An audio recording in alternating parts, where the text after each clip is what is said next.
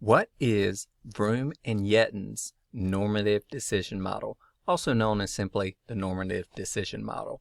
Well, this is a model that's made to assist leaders in determining to what extent to involve subordinates in the decision-making process based upon really two factors: the nature of the situation and the subordinates themselves.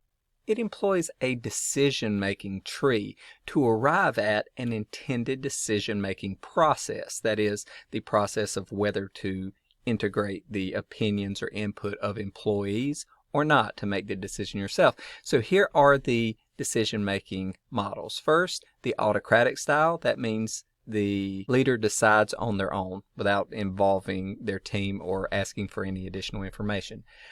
Autocratic 2 or A2, you consult for more information, but ultimately you still make the decision. Consultative is where you ask individual opinions from your team, but then you again make the decision. Consultative 2 or C2 would be you consult your team as a group collectively, not individually as in C1, but collectively. You get their opinions, then you make the decision.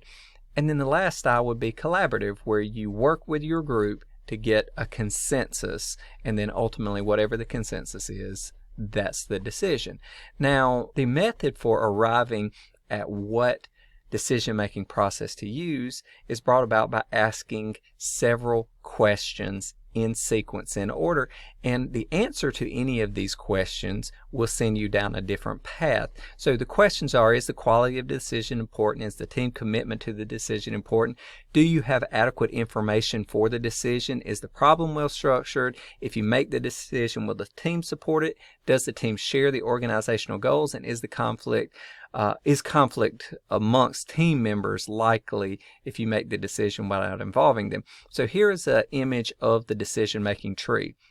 And as you can see, at each stage you're asking these questions in sequence. A yes answer will take you down one path, a no answer will take you down another. But ultimately, by going through all 7 of these scenarios, you're going to arrive at one of those 5 decision-making processes, and that is one you should employ in the scenario simply by asking these questions, identifying the answer, and then reaching the conclusion for the model. So in summary, the Vroom and Yetton's normative decision model is an effective tool for helping leaders arrive at an approach to the decision-making process.